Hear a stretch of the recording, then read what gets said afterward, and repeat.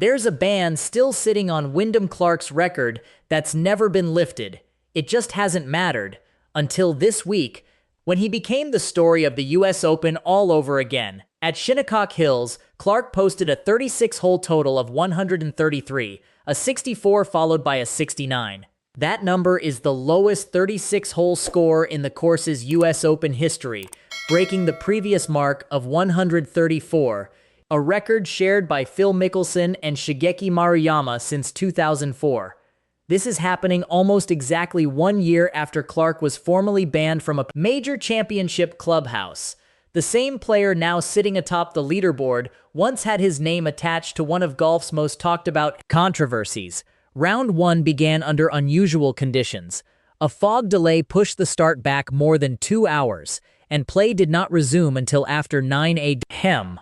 Once Clark got going, he produced a stretch that separated him from the field almost immediately. Back-to-back birdies followed by an eagle across holes 3, 4, and 5. That run turned a tightly packed leaderboard into a runaway. By the time the round was finished, Clark held a 4-shot lead, a margin that put him in rare historical company. No US Open winner has led by 4 or more shots after round 1 since Tommy Armour in 1933. The rest of the field told its own story that day. Rory McIlroy briefly grabbed the solo lead once the fog cleared, only to fall back after 2 late bogeys dropped him to a 69. Scottie Scheffler, chasing the career Grand Slam, struggled to a 72. Clark, meanwhile, was already pulling away. Round 2 confirmed it wasn't a one-day surge. Clark backed up his opening 64 with a 69, taking the outright 36-hole lead. That combined score of 133 beat the prior Shinnecock 36-hole record by 1 stroke. Speaking afterward about the shift in his mindset compared to a year earlier, Clark said he is now in a better place than during his earlier major championship struggles. The contrast he was describing wasn't abstract. It pointed directly back to what happened 12 months earlier, at a different major, on a different course, under very different circumstances. That story begins in June 2025 at the US Open at Oakmont Country Club. Clark missed the cut by a single stroke, bogeying the final hole of his second round. The disappointment alone wouldn't have defined his year. What happened next did.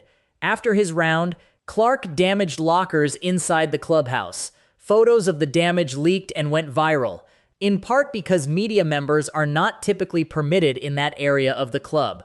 The incident became the defining moment of Clark's 2025 season. Not a single bad afternoon, but the event that shaped everything that followed. The consequences were formalized soon after.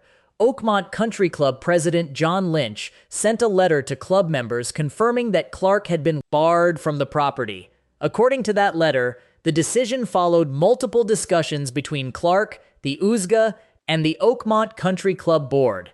The letter stated that reinstatement would be contingent on Clark fulfilling specific conditions: full repayment for the damages, a meaningful contribution to a charity selected by the board, and the completion of counseling or anger management. The timing of all this adds a layer most casual observers miss. Oakmont is not scheduled to host another US Open until 2033, the same year Clark's 10-year exemption from his 2023 US Open win is set to expire. In practical terms, the ban has never been resolved. It has simply gone dormant, with no deadline forcing either side to revisit it. Clark addressed the incident publicly multiple times in the weeks that followed. At the Travelers' Championship the following week, he told reporters, "I made a mistake that I deeply regret." At the Genesis Scottish Open, he described the episode as a wake-up call following a difficult stretch of his career. By the time he reached the British Open at Royal Portrush, Clark finished T4, his best major championship result since his 2023 US Open win, even as questions about the Oakmont ban continued to follow him. The Oakmont incident was not an isolated flash of frustration. Earlier that same year, at the PGA Championship at Quail Hollow, Clark threw a club and damaged a sponsor sign, an outburst that drew a formal reprimand. Taken together with the Oakmont locker room damage, the two incidents shifted the public conversation. This wasn't being treated as one bad moment anymore. It was being read as a pattern, and that pattern is the reason golf's relationship with Clark's comeback remains complicated rather than purely celebratory. Other moments contributed to that complicated reputation, even if none carried the same weight as Oakmont. Clark faced rules-related controversies at the Arnold Palmer Invitational, though he was cleared on both occasions. He also drew criticism for some off-color public comments, and for moments, fans found polarizing. Among them, his mimicry of Si-Woo Kim's celebration at the 2024 President's Cup. None of these incidents approached the scale of the Oakmont fallout, but together they reinforced the same narrative.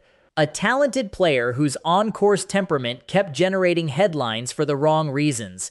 Against that backdrop, Clark's on-course form over the past several weeks stands out even more.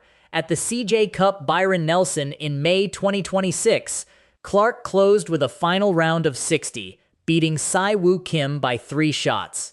That win ended a 2-year drought, his first PGA Tour victory since the 2024 AT&T Pebble Beach Pro-Am. The following month, at the Memorial Tournament, Clark finished 3rd. That stretch of results explains why he arrived at Shinnecock Hills playing, by most measures, the best golf of his career.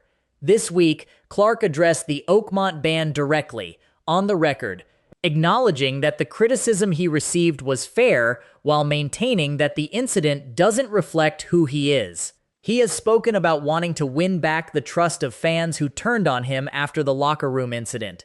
The image of this year's clubhouse, calm, controlled, record-setting, stands in direct contrast to the one from 12 months earlier, when frustration boiled over into property damage and a club ban.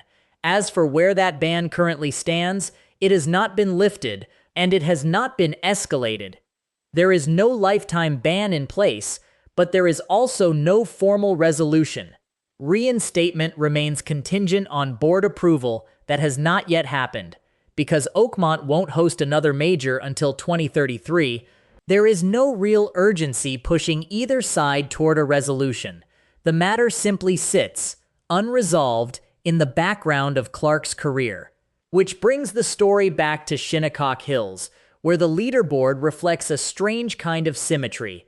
A player carrying one of this generation's most discussed controversies is now 2 rounds away from potentially winning the very championship that, exactly 1 year earlier, triggered the incident that nearly defined his career for all the wrong reasons. Whether fans are ready to fully forgive him remains an open question, one that, much like the ban itself, has no clear resolution in sight.